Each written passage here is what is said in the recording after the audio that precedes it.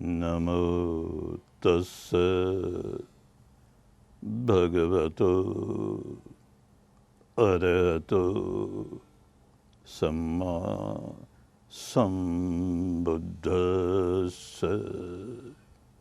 पूर्वी भगवान दीपंकर सम्यक संबुद्ध होते. त्यांनी चिखलात पालथ झोपलेल्या परमश्रद्धाळू ब्राह्मण तपस्वी सुमेधची मनोकामना ओळखली आणि त्याचं भविष्य पाहून अशी भविष्यवाणी केली की अनेक कल्पात आवश्यक त्या पारमिता पूर्ण करून हा सिद्धार्थ गौतम या नावानं निस्संदेह बुद्ध होईल. भगवानांची ही मंगल घोषणा पृथ्वी व आकाशात निनादली आणि बराच वेळ प्रतिध्वनित होत राहिली.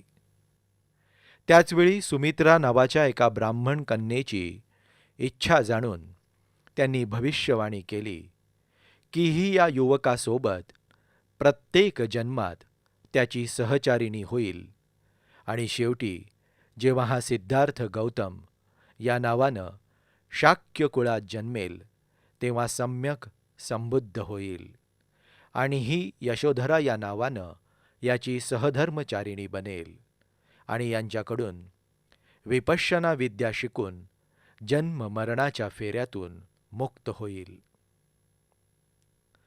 कल्पामागून कल्प संपली आणि बोधिसत्वानं परिश्रम करून सर्व पारमिता परिपूर्ण केल्या.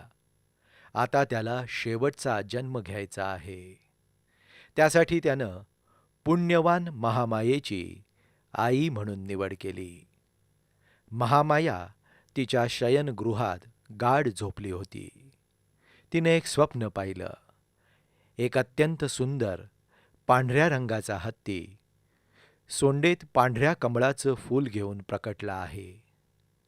त्यानं माता महामायेला नमस्कार केला आणि मग तिच्या उदरात प्रवेश केला. हा बोधिसत्वाचा शेवटचा गर्भप्रवेश होता. प्रसूतीची वेळ जवळ आल्यावर माता महामायेनं इच्छा व्यक्त केली की बाळाचा जन्म आपल्या माहेरी देवदहला इथं व्हावा. ती कपिलवस्तूहून देवदहला इथं जाण्यास निघाली. वाटेत अत्यंत सुंदर असं लुंबिनी वन पाहून तिथं काही वेळ थांबण्याची तिला इच्छा झाली. ती रथातून उतरली आणि वनात फिरू लागली.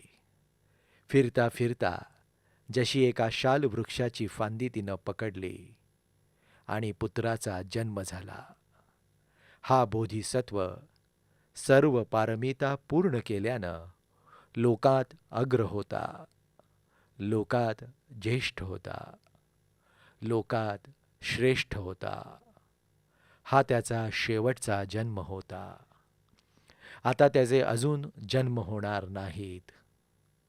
आई आपल्या नवजात पुत्राला घेऊन कपिलवस्तूच्या राजमहालात परतली. चोहीकडं आनंदाचं वातावरण पसरलं होतं. शाक्य आणि कोलियांचे राजगुरू ऋषी कालदेवल यांनी जेव्हा ऐकलं की शाक्य राजाच्या घरी पुत्र जन्मला आहे, तेव्हा ते बालकाला पाहण्यास निघाले. वडिलांनी बालकाला ऋषी कालदेवल यांच्यासमोर आणलं. अचानक बालकाचा पाय ऋषींच्या जटांना लागला. ऋषी आनंदानं प्रसन्न झाले, परंतु लगेच ते रडू पण लागले. आनंद याकरता की हा मुलगा पुढे जाऊन सम्यक संबुद्ध होईल आणि खूप लोककल्याण करील. दुःख याकरता की तोपर्यंत मी जिवंत राहू शकणार नाही. परंतु त्याने आपला भाचा नालक यास सांगितलं की जेव्हा कधी हा मुलगा सम्यक संबुद्ध बनेल तेव्हा त्यांच्याकडून धर्म शिकून मुक्त अवस्था प्राप्त कर. जेव्हा सिद्धार्थ 7 वर्षाचा झाला तेव्हा देशाच्या नियमानुसार प्रत्येक वर्षाप्रमाणे त्याही वर्षी प्रथम पाऊस पडल्यानंतर नांगरणीचं काम महाराज शुद्धधनानं केलं. त्याप्रसंगी मोठी जत्रा भरली होती. लोक जत्रेचा आनंद घेत होते. पण सिद्धार्थाला त्यात जराही रस नव्हता. तो तिथल्या एका मोठ्या जांभळाच्या झाडाखाली ध्यानस्थ बसला होता. त्याच्या वडिलांनी जेव्हा हे पाहिलं तेव्हा त्यांच्या मनात श्रद्धा उत्पन्न झाली आणि त्यांनी आपल्या पुत्राला वंदन केलं. देवदत्त राजकुमार सिद्धार्थाचा मामेभाऊ होता. दोघांच्या स्वभावात जमीन अस्मानाचं अंतर होतं. देवदत्त आपल्या बाणांनी पक्ष्यांना मारून आनंदित होत होता, तर सिद्धार्थाला त्यांच्याप्रती करुणा वाटत होती. एकदा देवदत्तानं एका उडत असलेल्या हंसाला बाण मारला. तो तडफडत जमिनीवर पडला. सिद्धार्थानं त्याला उचलून आपल्या कुशीत घेतलं व तो त्याची शुश्रूषा करू लागला. देवदत्ताचा आग्रह होता की त्याची शिकार त्याला मिळावी, परंतु सिद्धार्थ म्हणाला, जो वाचवतो तो मालक होतो, जो मारतो तो नव्हे. राजकुमार सिद्धार्थानं धनुर्विद्येत सुद्धा परिपूर्णत्व प्राप्त केलं, परंतु ही विद्या शिकत असताना पक्ष्यांची हत्या करणं तर दूरच, पण त्यानं एखाद्या वृक्षावर बाण मारूनही त्याला दुःख दिलं नाही. झाडावर एका वाळलेल्या लाकडाची फळी त्यानं ठेवली होती. त्यावर बाण चालवून त्यानं या विद्येत नैपुण्य प्राप्त केलं. लोकांना शंका होती की सिद्धार्थ युद्धकलेत कुशल नाही, तर तो देशाचा राज्यकारभार कसा सांभाळेल.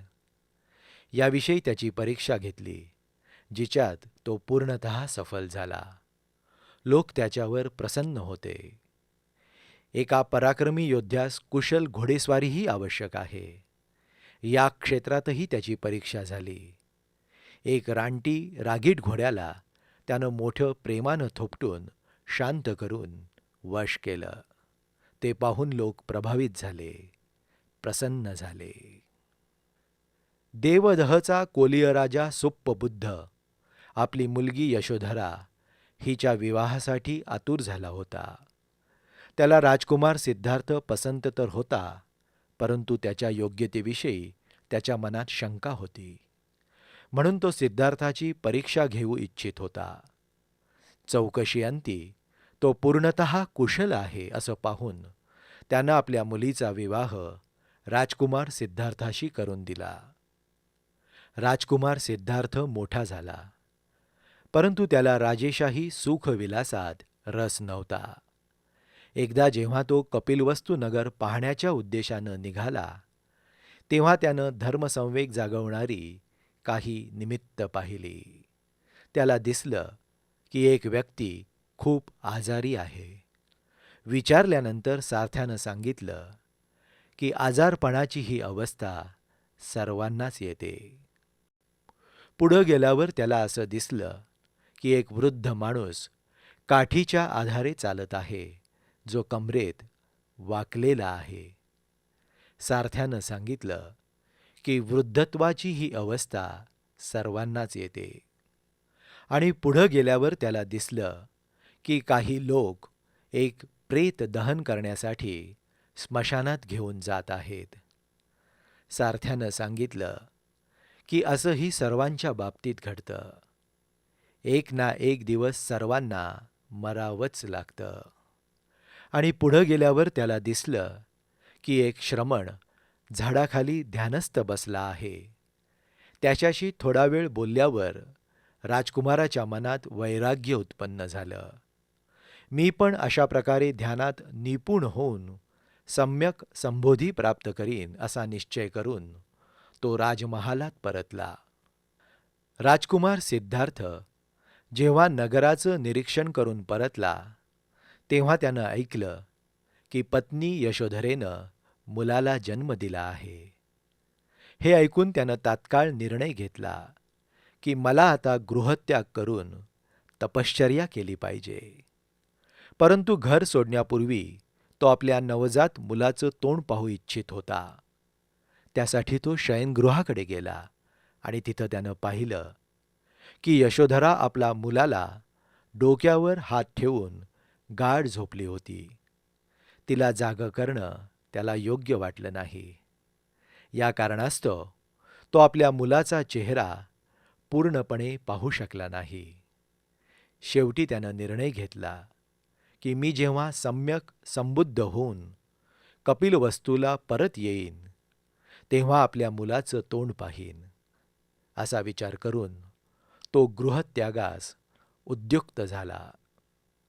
आपला प्रिय घोडा कंथक याच्यावर स्वार होऊन सेवक आणि मित्र असलेल्या छंदकासोबत तो केवळ राजमहालाच्याच नव्हे तर कपिलवस्तू नगराच्याही बाहेर निघून गेला.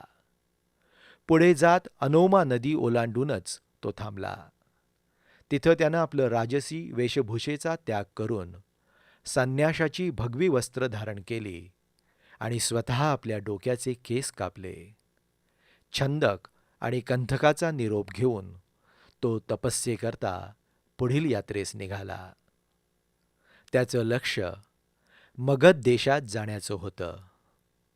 तिथं श्रमण परंपरेचे ध्यानाचार्य राहत असत. वाटेत तो मगधाची राजधानी राजगीरमधून गेला. लोक या अद्भुत वैराग्याला पाहून आश्चर्यचकित झाले. घराघरातून भिक्षा मागत तो पांडुगुहेच्या जवळ विश्रांती घेण्यास थांबला व तेथेच जेवायला बसला. जेव्हा त्यानं जेवण संपवलं तेव्हा देशाचा राजा त्याला भेटायला आला होता. राजा बिंबिसारानं जेव्हा हे जाणलं की हा त्याचा मित्र असलेल्या शाक्य राजाचा मुलगा आहे तेव्हा त्यानं संन्यासी जीवन सोडून द्यावं यासाठी आपल्या राज्याच्या काही भागाचा अधिपती बनावं असा प्रस्ताव त्यानं त्याच्यासमोर मांडला. परंतु सिद्धार्थ आपल्या निर्णयावर ठाम होता. त्यानं हा प्रस्ताव स्वीकारला नाही आणि तो पुढील यात्रेस निघाला. त्याकाळी श्रमण परंपरेचे 2 प्रसिद्ध ध्यानाचार्य होते. त्यातील एक होता आचार्य आलार कालाम. गृहत्यागी सिद्धार्थ त्याच्या आश्रमात पोहोचला आणि त्याच्याकडून ध्यान शिकण्याची इच्छा त्यानं व्यक्त केली.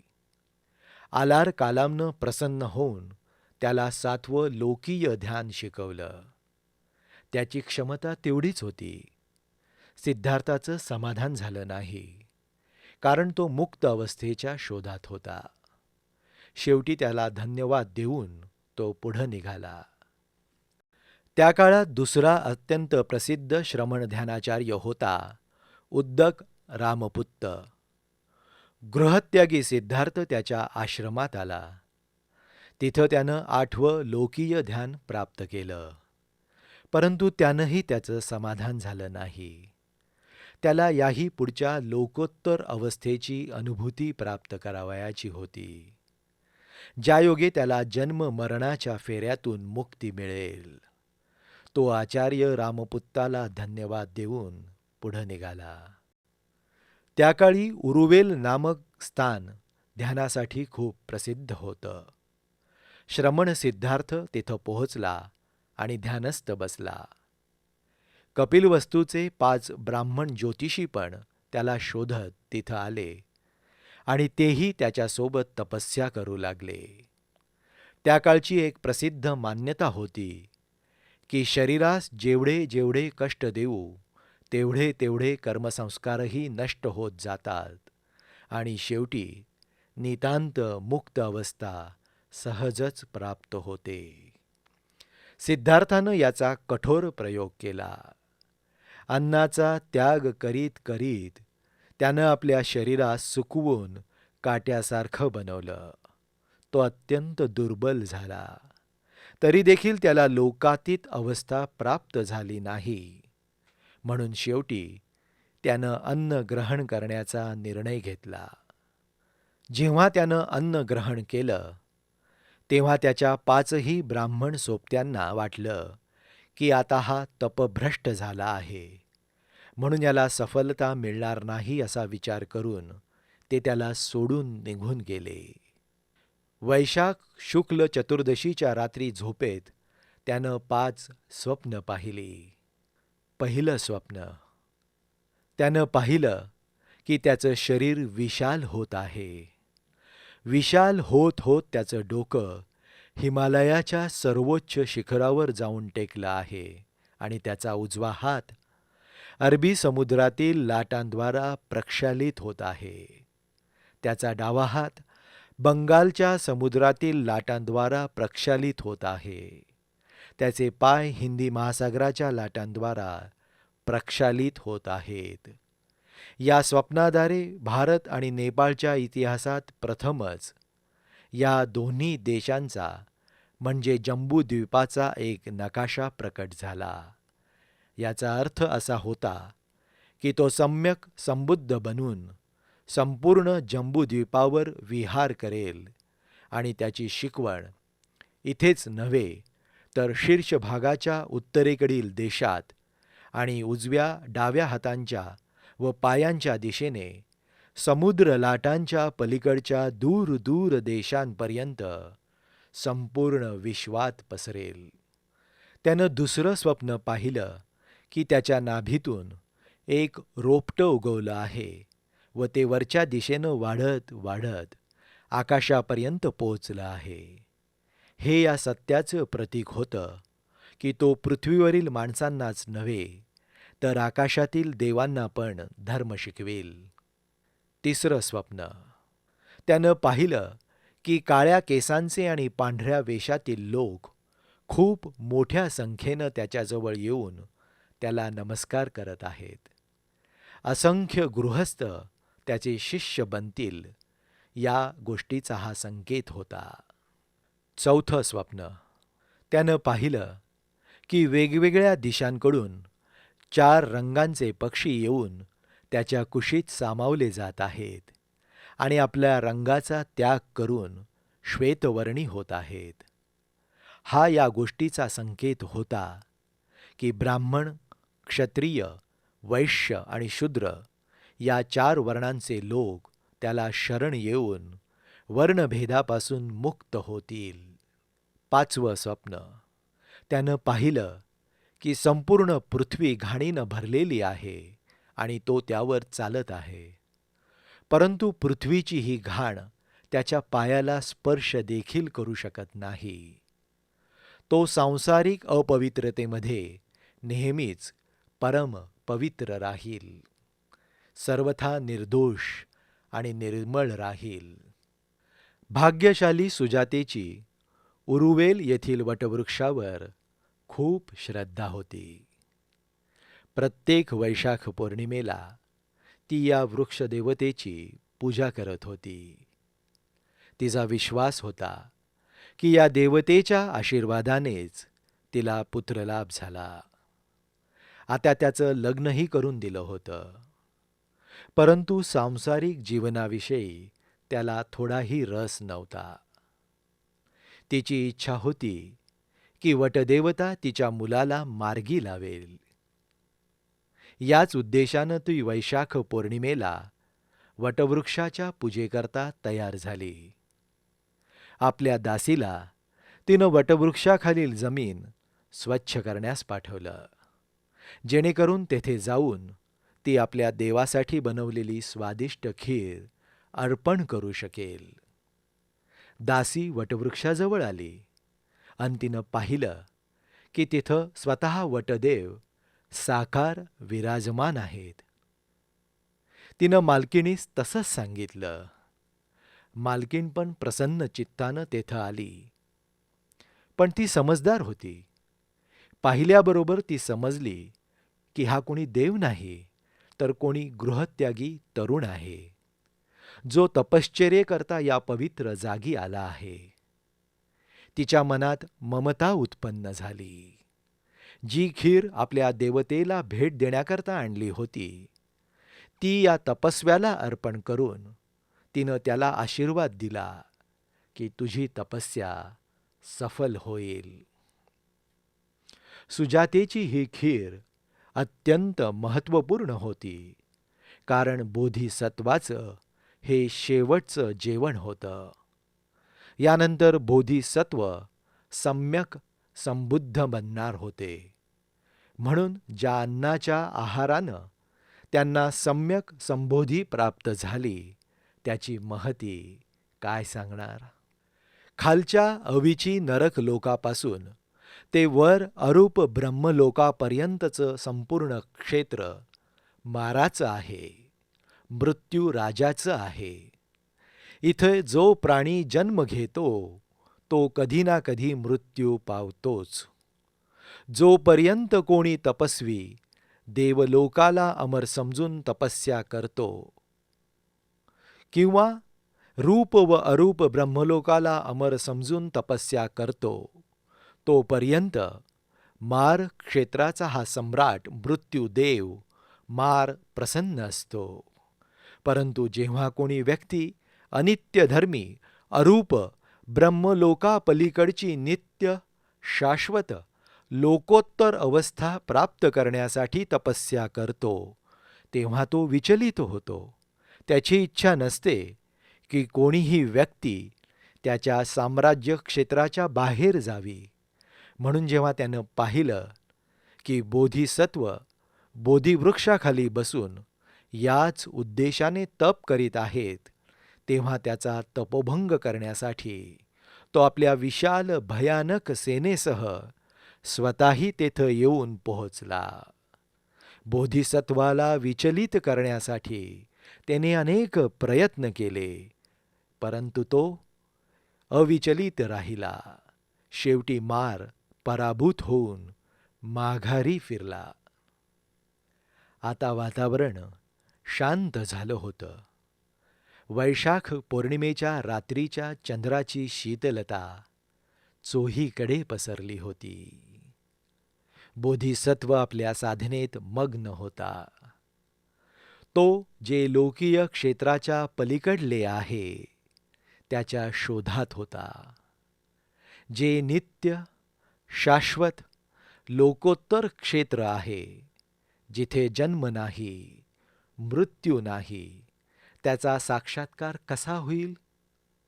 कोणता साधनाविधी अवलंबावा?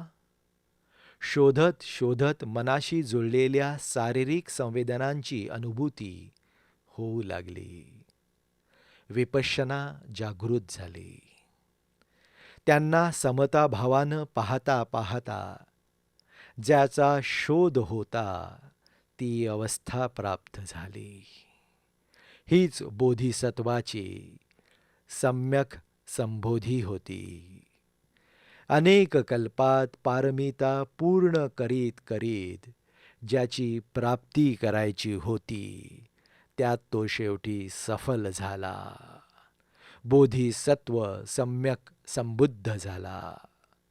त्याचे राग, द्वेष आणि मोहाचे संपूर्ण संस्कार भग्न झाले. म्हणून भगवान म्हणवला गेला. सम्यक संबुद्ध बोधिवृक्षाखाली अमरत्वाच्या सुखात शांत बसून होता. तिकडं पराभूत झालेल्या मारास खूप उदास पाहून त्याच्या कन्यांनी त्यास आश्वासन दिलं की भलेही त्यांचे वडील यशस्वी झाले नाहीत तरी त्या यशस्वी होतील आणि तपस्व्याला त्याच्या तपस्येपासून विचलित करतील. त्या सम्यक संबुद्धासमोर येऊन पोहोचल्या. त्यांनी वेगवेगळ्या प्रकारच्या आकर्षक हावभावांनी व नृत्यगीतांनी त्याला आकर्षित करण्याचा प्रयत्न केला, पण त्यासुद्धा अयशस्वी ठरल्या आणि निराश होऊन आपल्या वडिलांकडे परतल्या. सम्यक संबुद्ध बोधिमंडाच्या क्षेत्रातच 7 आठवडे मोक्ष सुखाचा अनुभव घेत विसावले होते. त्यावेळी ब्रह्मदेशाचे सौभाग्य उजाडले. त्या देशाचे 2 व्यापारी तपुस्स आणि भल्लिक व्यापाराकरता भारतात आले होते आणि याच प्रदेशातून जात होते. त्यांनी सम्यक संबुद्धाला पाहिलं आणि भावविभोर होऊन त्यांना नमस्कार केला आणि आपल्या सोबत आणलेलं म्यानमारमधील तांदूळ मधापासून बनवलेले लाडू त्यांना अर्पण केले. सुजाताच्या खिरीनंतर 7 आठवडे उलटल्यानंतर संबुद्धाचं हे पहिलं जेवण होतं. तपुस्स आणि भल्लिक भाग्यवान ठरले. त्यांना भगवानांनी पंचशील दिलं आणि त्यांच्या विनंतीवरून आपल्या डोक्यावरील 8 केसांचा पुंजका दिला. त्याला घेऊन ते आपल्या देशात परतले. तेथील शासक आणि रहिवाशांनी त्या केसांना अत्यंत श्रद्धेनं श्वे डगोन पर्वतावर स्तूप बनवून स्थापित केलं. म्यानमारचं भाग्य उजाडलं. सम्यक संबुद्धाच्या मनात कृतज्ञता उत्पन्न झाली आणि विपश्यनेचे हे अनमोल रत्न आपले पहिले 2 आचार्य आलार कलाम आणि उद्दक रामपुत्ताला देण्याची त्याला इच्छा झाली. परंतु त्यानं पाहिलं की त्या दोघांचा मृत्यू झाला असून ते अरूप ब्रह्मलोकात जन्मले आहेत. तिथं शरीर नसतं, फक्त चित्त असतं. विपश्यनेकरता शरीर आणि चित्त दोन्हींचा संयोग आवश्यक आहे. तेव्हा ही कल्याणकारी विद्या कोणाला द्यावी? कृतज्ञता भाव त्या 5 ब्राह्मण ज्योतिषांविषयी उत्पन्न झाला, जे मागील 6 वर्ष त्याच्यासोबत तपस्या करत असता त्याची सेवा करत होते व कोणा गैरसमजानं शेवटी त्याला सोडून गेले. ध्यान लावून पाहिल्यावर त्याला समजलं की ते वाराणसीच्या इसिपतन मृगदायात थांबले आहेत, म्हणून तो त्या दिशेनं निघाला. रस्त्यात उपक नावाचा एक नग्न आजीवक भेटला, जो त्यांच्या चेहऱ्याचं तेज पाहून खूप प्रभावित झाला आणि हे जाणून प्रसन्न झाला की ही व्यक्ती जीन झाली आहे, सम्यक संबुद्ध झाली आहे. त्यानं विचारलं, कोणत्या गुरुच्या शिक्षेनं आपण सम्यक संबुद्ध झाला? भगवान उत्तरले, माझा कोणीही गुरु नाही. जो स्वयंबुद्ध होतो तोच संबुद्ध म्हणवला जातो. त्याचा कुणी गुरु नसतो. उपकाला ही बाब समजली नाही. तो तोंड फिरवून निघून गेला. परंतु खूप वर्षानंतर तो परत भगवान बुद्धांकडे आला आणि त्यांच्याकडून विपश्यना शिकून त्यानं मुक्तावस्था प्राप्त केली.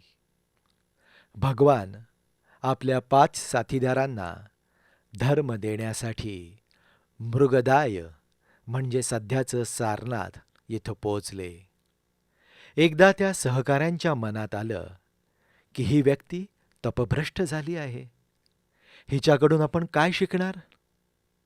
परंतु जवळ आल्यावर त्याच्या मुखमंडलाचं अपूर्व तेज पाहून त्यांची खात्री पटली की त्याला अवश्य सम्यक संबोधी प्राप्त झाली आहे. तेव्हा भगवानांनी त्याला धर्मोपदेश दिला. आषाढ पौर्णिमेच्या संध्याकाळची सुखद वेळ होती. त्यावेळी पहिल्यांदाच जे धर्म प्रकाशन केलं गेलं ते धर्मचक्र प्रवर्तन म्हणवलं गेलं. भगवानांनी समजावलं की कसं अतिरेकापासून अलिप्त राहून त्यांनी जो मध्यम मार्ग अवलंबिला त्यानंच मुक्तीचा मार्ग स्पष्ट झाला. शील, समाधी, प्रज्ञेचा 8 अंग असलेला विपश्यना मार्ग प्रकटला, ज्याला धारण करून कोणीही जन्ममरणाच्या भवसंसारातून मुक्त होऊ शकतो. भगवानांचे 5ही साधक या विपश्यना मार्गावर चालून अरहंत झाले, मुक्त झाले. पहाटे भगवानांना चंक्रमण करतेवेळी इसिपतन मृगदायाच्या बाहेरून आवाज आला, हाय रे दुःख, हाय रे संताप. भगवानांनी त्याला ओळखलं.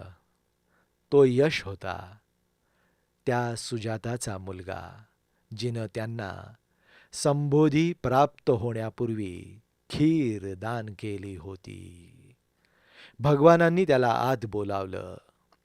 विपश्यना धर्म शिकवला, ज्यामुळं त्याचं दुःख दूर झालं, संताप दूर झाला, सुख मिळालं, तो स्त्रोतापन्न झाला.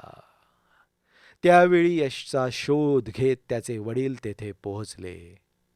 भगवान बुद्धांनी त्यांना सुद्धा उपदेश केला. ते पण उपदेश ऐकत ऐकत विपश्यना करत करत स्त्रोतापन्न झाले आणि हाच उपदेश ऐकत ऐकत यशला अरहंत अवस्था प्राप्त झाली. यशच्या वडिलांनी यशसहित भगवानांना आपल्या घरी जेवणाचं आमंत्रण दिलं. तेथं भगवानांची यशची आई आणि त्याच्या पूर्वपत्नीला हीच धर्ममय विपश्यना शिकवली. त्या पण स्त्रोतापन्न झाल्या. 5 ब्राह्मण सहकार्यांनंतर वैश्य समाजाचा यश हा पहिला व्यक्ती होता की जो अरहंत झाला आणि त्याचे आई वडील आणि त्याची पूर्वपत्नी पहिले गृहस्थ होते जे स्त्रोतापन्न झाले. यशचे व्यापारी समाजातील 54 मित्र होते. त्यांनी यशमधील जो बदल पाहिला तेव्हा ते पण भगवानांना शरण आले आणि विपश्यना साधना करीत त्यांनीही अरहंत अवस्था प्राप्त केली. दुःखमुक्त झाले, संतापमुक्त झाले. भगवानांव्यतिरिक्त इतर 60 अरहंत झाले. भगवानांनी त्यांना धर्मप्रचारासाठी सर्वदूर जाण्याची प्रेरणा दिली. भगवानांनी त्यांना धर्म शिकवला, बौद्ध धर्म नव्हे. या शिष्यांना सुद्धा धर्म शिकवण्यास पाठवलं, बौद्ध धर्म नव्हे. शील, समाधी आणि प्रज्ञेचा सार्वजनीन धर्म जो सुरुवातीलाही कल्याणकारी, मध्यातही कल्याणकारी आणि शेवटीही कल्याणकारी आहे. सांगितलं की याला आपल्या जीवनात उतरवा व तो धारण करणं लोकांना शिकवा. त्यांनी बहुजनांच्या हित सुखासाठी धर्माचा हा संदेश पाठवला. सार्वजनीन धर्मप्रसाराचा शुभारंभ झाला. 60 अरहंत धर्मदूतांना वेगवेगळ्या ठिकाणी धर्म शिकवण्यास पाठवून स्वतः भगवान याच उद्देशानं उरुवेल येथील वनप्रदेशात आले. तेथे निरंजरा नदीच्या तटावर उरुवेल काश्यप आपल्या 500 जटाधारी शिष्यांसोबत हवन यज्ञांच्या कर्मकांडात रत होता. भगवान त्याला म्हणाले की तुझ्या आश्रमात जर जागा असेल तर मी काही वेळ इथे थांबतो. काश्यपाची इच्छा नव्हती की कोणी श्रमणानं त्याच्या आश्रमात थांबावं, परंतु हे टाळण्याकरता त्यानं सांगितलं की फक्त एक कुटी रिकामी आहे. इच्छा असेल तर तिच्यात रात्र घालवू शकता, परंतु तिच्यात एक खूप भयंकर नाग आहे जो त्या कुटीत जाईल त्याला तो दंश करतो. भगवान अभय होते. ते म्हणाले की मी निश्चितपणे त्या कुटीत राहीन. तेथे जाऊन ते ध्यानाला बसले. तोच फुसकार सोडीत तो भयंकर क्रोधी नागराज प्रकट झाला. भगवान विपश्यनेच्या बळानं समतेत राहिले आणि मैत्री तरंग उत्पन्न करू लागले. क्रोधी नागराजाचा क्रोध शांत झाला. मैत्रीच्या तरंगांनी अभिभूत होऊन नागराज भगवानांच्या समोर शांतपणे पडून राहिला. सकाळी लोकांनी हे पाहिल्यावर ते आश्चर्यचकित झाले. कालनागाच्या घटनेनंतर 14 इतर प्रसंगी भगवान बुद्धांनी धर्मबळाचा आश्चर्यजनक परिचय दिला.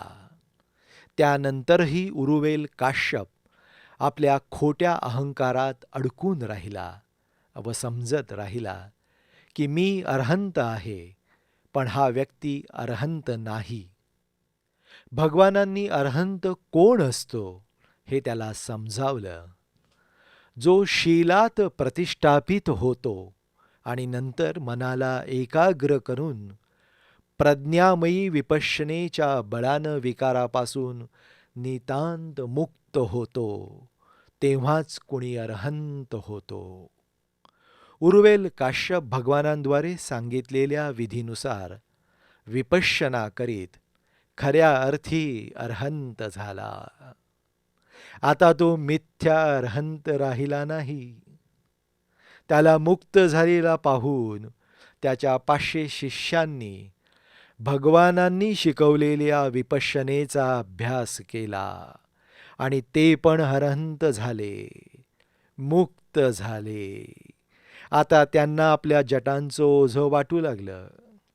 त्यांनी जटा कापून निरंजरा नदीत सोडून दिल्या.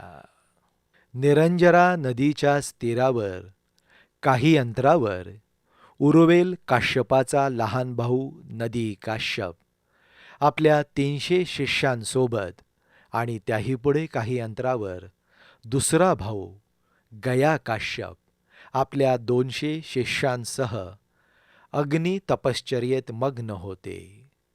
ते सर्व स्वतःला अर्हंत समजत होते.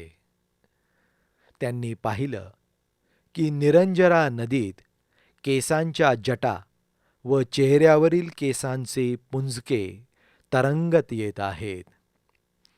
त्यांनी चौकशी केल्यावर त्यांना समजलं की त्यांचा मोठा भाऊ आपल्या 500 शिष्यांसह भगवानांचा शिष्य झाला आहे आणि त्यांनी डोक्याचे व दाढीचे मुंडन करून त्या केसांना नदीत सोडलं आहे. हे पाहून त्या 2 भावांनी पण आपल्या शिष्यांसह भगवानांच्या विपश्यना साधनेचा स्वीकार केला.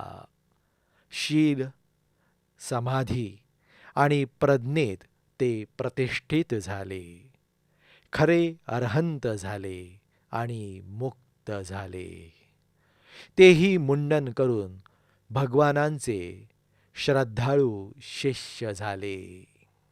बोधिसत्व अवस्थेत भगवान जेव्हा राजगीरला गेले होते, तेव्हा त्यांनी राजा बिंबिसाराला वचन दिलं होतं की संबोधी प्राप्त झाल्यावर ते पुन्हा तेथे अवश्य येतील. आता ते आपल्या शिष्यांसह तिथे पोहोचले. राजा बिंबिसारानं दरबारातील व नगरातील प्रसिद्ध लोकांसह त्यांचं स्वागत केलं, त्यांना वंदन केलं.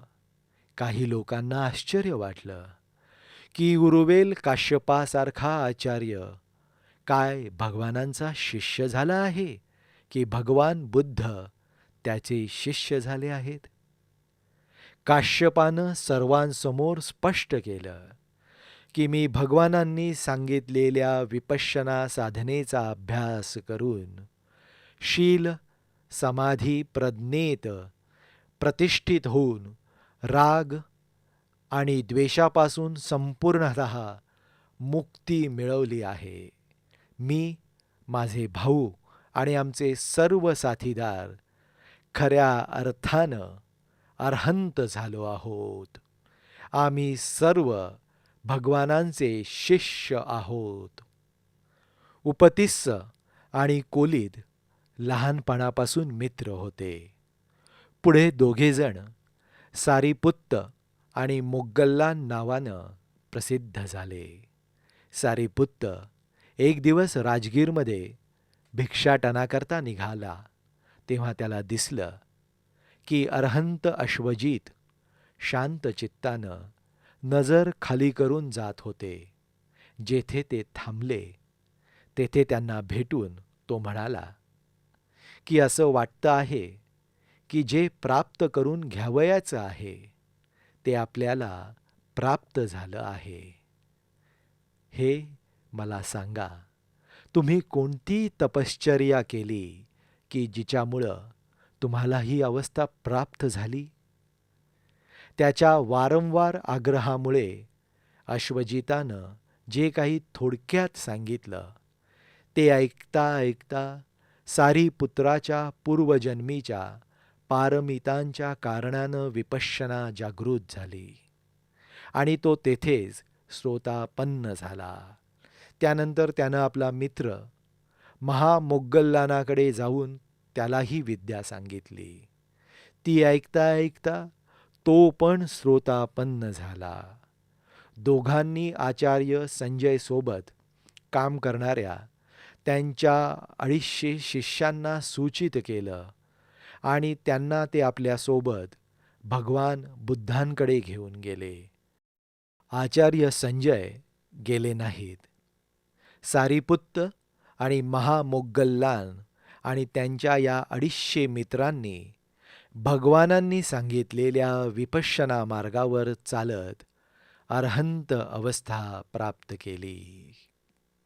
भगवान बुद्धांनी उरुवेलचे 3 काश्यप बंधू आणि त्यांच्या 1000 जटाधारी संन्यांशी शिष्यांना आपलं अनुयायी बनवलं. तेव्हा अंगदेशात राहणारे काश्यप बंधूंचे जे भक्त होते त्यांना खूप दुःख झालं.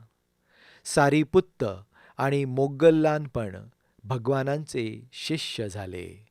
त्यांच्यासोबत 250 इतर शिष्य पण त्यांच्या आचार्याला सोडून भगवानांचे अनुयायी झाले. हे पण काही राजगीरवासियांना सहन झालं नाही. जेव्हा भिक्षू भिक्षाटनाकरता जात तेव्हा हे लोक भगवानांची अशी निंदा करीत की श्रमण गौतम सुवासिनींना, विधवा आणि पुत्रवानांना निपुत्रिक बनवण्यास आलं आहे. कुळांचा नाश करण्याकरता इथं आले आहेत. भिक्षू भगवानांशी या निंदेची चर्चा करीत. भगवान त्यांना शांत राहण्याची शिकवण देत. कठीणातील कठीण परिस्थितीत देखील कणमात्रही विचलित न होता धीर आणि सहनशीलता कायम ठेवा. त्याचं फळ गोडच असतं. भगवान बुद्धांचे सर्व शिष्य विपश्यनेमुळे चित्त अविचल राखण्यात निपुण झाले. एकदा भगवान आपल्या भिक्षू संघासह राजगीरहून नालंदाकडे निघाले होते. त्यांच्या मागोमाग परिव्राजक सुप्रिय आपल्या शिष्य ब्रह्मदत्त माणवकासोबत येत होता. पूर्ण प्रवासात सुप्रिय भगवान बुद्धांची निंदा करत होता आणि माणवक वेगवेगळ्या प्रकारे त्यांची प्रशंसा करत होता. नालंदाला पोहोचण्यापूर्वी संध्याकाळ झाल्यावर या प्रवाशांना अंबलठ्ठिका नावाच्या गावातील एका मोठ्या धर्मशाळेत रात्र काढावी लागली.